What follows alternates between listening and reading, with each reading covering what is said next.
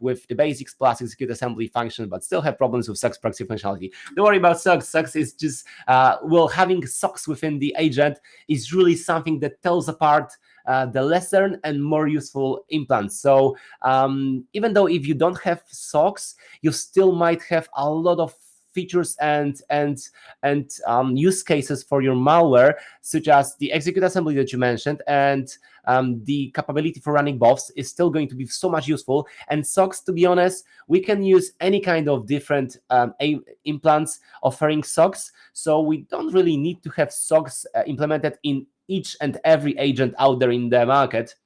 So, for instance, we tend to use something else for SOX proxying, and then something else for actually interacting with the systems.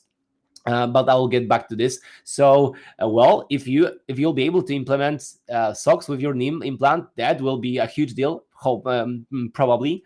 So I'll be very curious in seeing the very first moment you'll disclose it to the public, if you plan doing so, or maybe you want to keep it for yourself, and this is going to be fully understood. So thank you very much, Sobol, for joining us. Then we got Nomad, Red Team Consultant doing adversary simulation, Tiber EU. Oh my! And then written some malware in C# and C, but mostly focused on AD internal networks and all that stuff. Big fan of BOFs. Yeah, we all are very much fans of BOFs. From the very first moment, Rafi has developed this capability within the Cobalt Strike, which was, I think, like 2 years back. That was a pretty much big deal. I don't know, guys, if you remember the railgun for Meterpreter.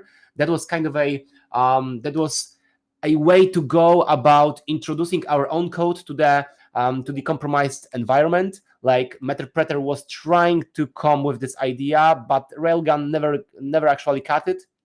And then Rafi designed that execute assembly for introducing .NET assemblies, but then it was still not enough, because we wanted to run short chunks of native code within the compromised systems.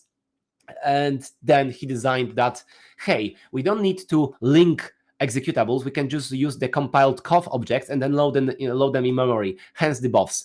So that's actually a game changer. A very cool capability that we have so far, and clearly, especially the folks from TrustedSec, they are showing us how much we can squeeze out of this feature. So pretty much interesting stuff. And thank you very much, Nomad, for joining us. Since you're running TiberU, I'm assuming that you already have pretty much of an exposure from the adversary perspective under your belt.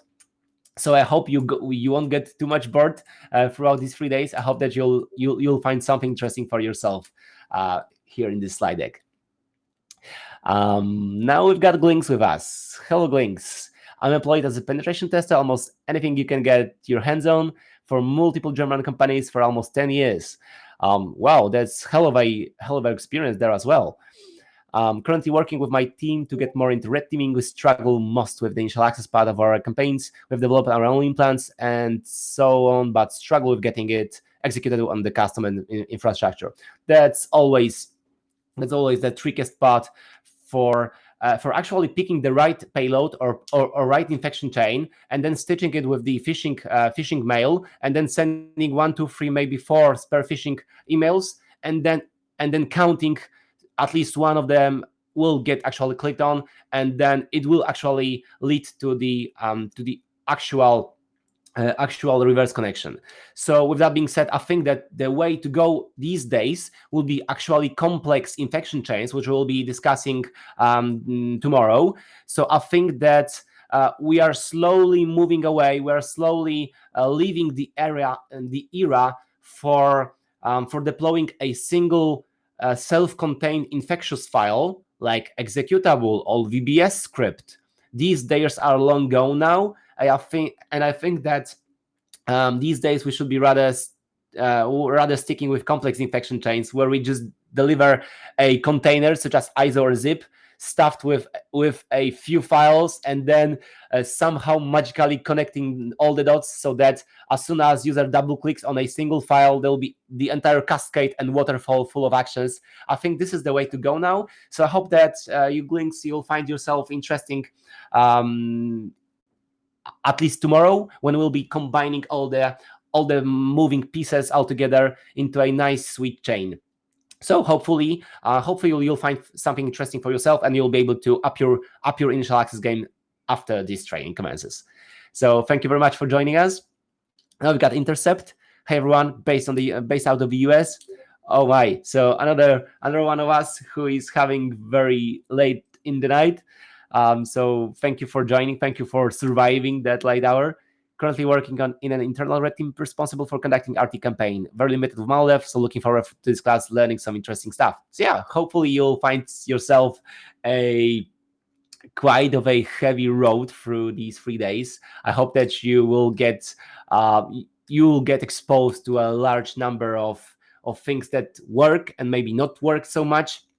So hopefully all the LNKs, CHMs will be discussing and combining HTML smuggling, all this stuff. They will be playing quite nicely all together. Especially tomorrow will be when we combine all these tiny little components into a nice sweet chains. That will make much more sense to think about initial access and the ways to design that stage for the months to come.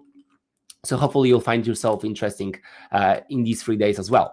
So thank you for joining us. Now we got Comp, internal pen tester, 6+ years, want to move towards red teaming, some basic experience with Mythic, Sliver, Cobalt Strike. I have not written malware, only automated some exploit step via scripting. I'm interested to get streamlined information to know what works and what not. Found myself in a rabbit hole of tweets and GitHub repos with their evasion. Yeah, well, this is quite a problematic to float on the surface of the entire feed full of researchers, their blogs and their tweets, and the sheer number of repositories out there in GitHub, and then finding ourselves what works, what not works so much. So hopefully you'll benefit from this training with me having spent all these countless hours trying various payloads against various products. I'm working with at least 3 different EDRs myself, and I'm privileged to be able to throw various samples and payloads against them, and then get notified whether they were detected or not. So some things work, some not. I'll be just cutting these corners. I'll be just cutting your road and then telling what worked, at least for our exercises, for our environments. But then again, even if I'm claiming that something worked for me, for my exercises that I was engaged with, that needs to be taken with a little bit of a distance and understanding that I am not able to vouch for every other environment and every other policy configuration set out there in the world. So clearly, sometimes I'll be claiming LNK worked for us pretty well, but maybe you'll find yourself working with some kind of EDR that will be so much sensitive about LNK that very first moment it sees it, it's going to be turning all red. So yeah, so this is the elusive and annoying nature for offensive operations. I'll be at least saying about what worked for me, and on that you can be pretty sure that I'm vouching that I did my share of researching. I actually sent the payload. I actually got busted. I actually got notified about the incident. I actually got to explain myself why I was testing one.exe and then draw some conclusions out of that. So thank you very much for joining us. Hopefully you'll find yourself something interesting here as well. So now we've got Time with us, red teamer at Northwave, based in Netherlands. Hello, Time. Thanks for joining us. And performing adversarial simulation and busy with RT Tiber. Wrote some malware, currently busy a lot with kernel driver research. Oh my, kernel perspective, kernel land is absolutely beyond my reach. Gave a talk about it last week at Hack in the Box AMS. Very cool. Tima, maybe you can link your talk, link your slide deck here somewhere, so we can all see your research. I'll be very curious about seeing what we can squeeze out of the kernel, at least from the red teaming perspective. So I'll be excited for seeing that. It was really cool to do.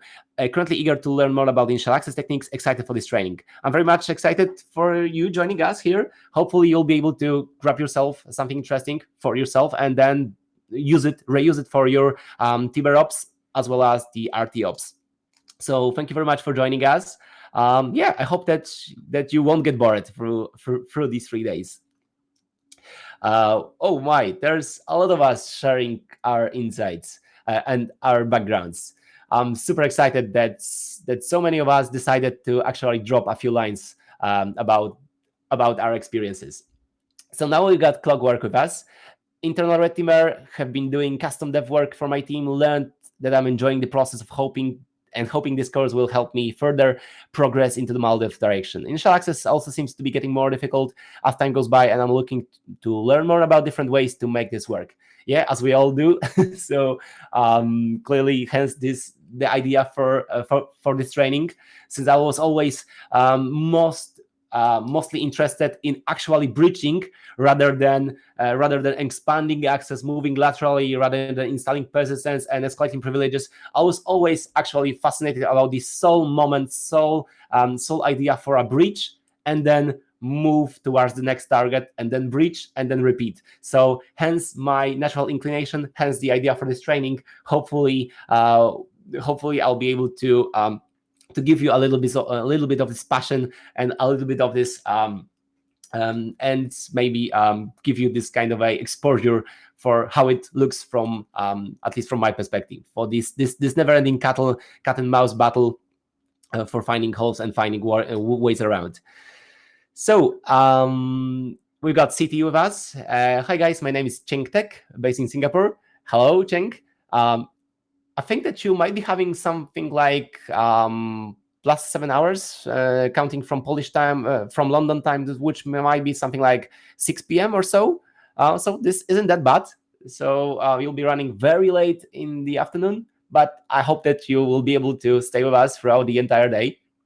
Currently, I'm working with WithSecure, formerly F-Secure MWR, as a security consultant. So I don't know if you know, but I was also employed at MWR F-Secure for the 2 years, I think, or so, until they disbanded entire Polish division and they fired 40 people or so. So, but then again, I was very excited working at WR. So, hello. Maybe we have even met in the past. Have done a few red teams before. I would like to learn more about new initial access vectors as the landscape changes quite quickly. Written some